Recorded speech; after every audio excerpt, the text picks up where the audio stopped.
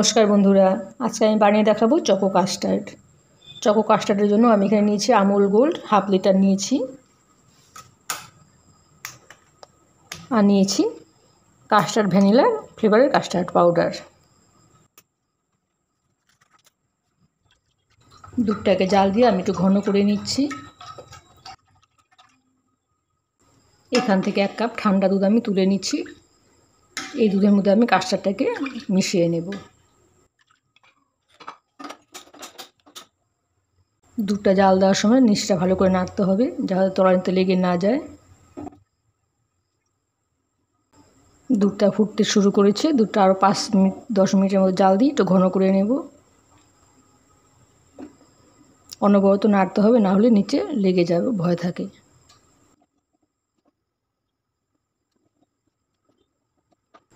গ্যাসের আঁচটা কমিয়ে দিয়ে কাস্টার্ডটাকে আমি মিশিয়ে নিচ্ছি। ঠান্ডা যে দুধটা আমি নামিয়ে রেখেছিলাম এর মধ্যে আমি দিয়ে দিচ্ছি 2 চামচ কাস্টার্ড পাউডার। 2 টেবিল চামচ কাস্টার্ড পাউডার আমি দিয়ে দিচ্ছি। আর এখানে দিয়ে দিচ্ছি আমি 10 টাকার pouch packet 1 packet Amul spray. তোমরা যে কোনো ব্র্যান্ডের মিল্ক পাউডার ব্যবহার করতে পারো। খুব ভালো করে মেশাতে হবে যেন একটু লাম্পস না থাকে।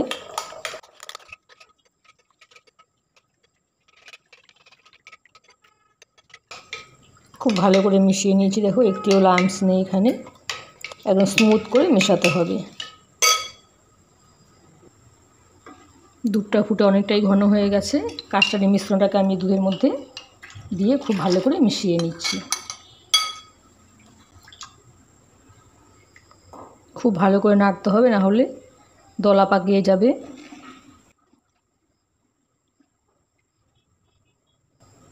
আস্তে আস্তে কাস্টার্ডটা জমতে শুরু করেছে।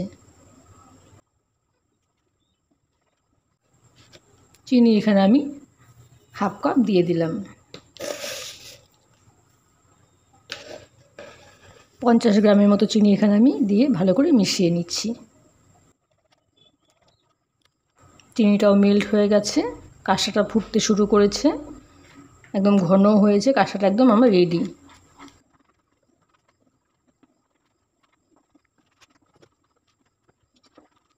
কাস্টার্ডটাকে আমি নামিয়ে নিচ্ছি। কাস্টার্ডটাকে আমি নামিয়ে ঠান্ডা করে নিচ্ছি।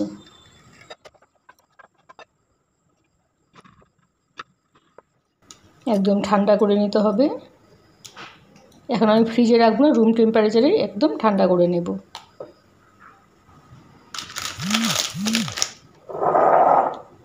কিছু ডার্ক চকলেট কম্পাউন্ড আমি নিয়েছি, ছোটো ছোটো করে আমি একটু টুকরো করে নিচ্ছি।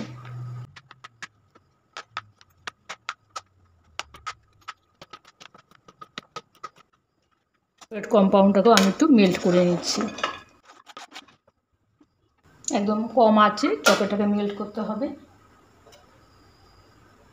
এখানে দিয়ে দিচ্ছি আমি 2 টেবিল চামচ দুধ। চিনির গুঁড়ো আমি এখানে 1 চামচ দিয়ে দিলাম, দিয়ে চকলেটটাকে মেল্ট করে নিচ্ছি।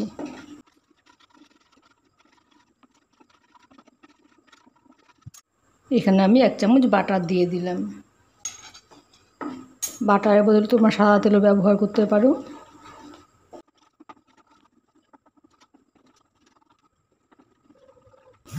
চকলেটটা মেল্ট হয়ে গেছে। খুব বেশি সময় চকলেটটাকে জাল দেওয়া যাবে না।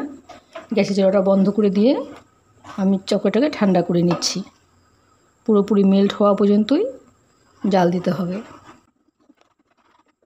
নামিয়ে আমি ভালো করে ঠান্ডা করে নেব।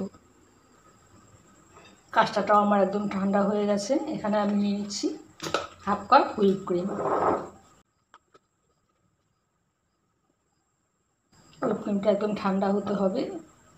ডিপ ফ্রিজ থেকে বের করে 2-3 ঘন্টা আগে আমি নর্মাল ফ্রিজে রেখে দিয়েছিলাম। খুব ভালো করে আমি বিট করে নিচ্ছি।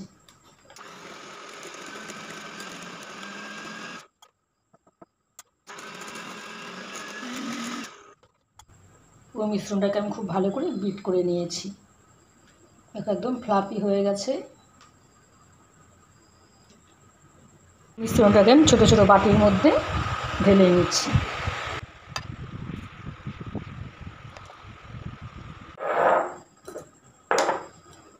চকলেটটাও ঠান্ডা হয়ে গেছে। চকলেট আমি একটা পাইপিং ব্যাগের ভিতর নিয়ে নিচ্ছি।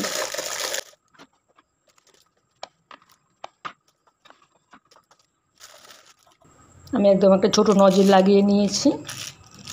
চকলেটটাকে আমি কাস্টার্ডের উপর দিয়ে দিচ্ছি।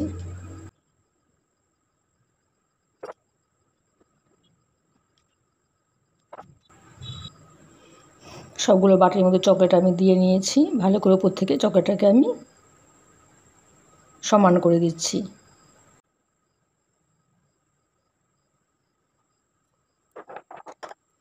চকলেটটাকে সেট করার জন্য নর্মাল ফ্রিজে আমি 2 ঘন্টা রেখে দিচ্ছি।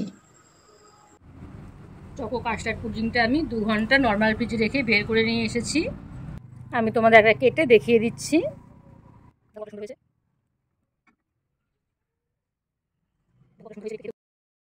আমার এই রেসিপিটি তোমাদের কেমন লাগলো জানাবে। আমার চ্যানেলটিকে সাবস্ক্রাইব করে দিও আর লাইক কমেন্ট দিতে ভুলো না। ঠিক আছে বন্ধুরা, আজকের মতো এখানেই রাখছি। টাটা।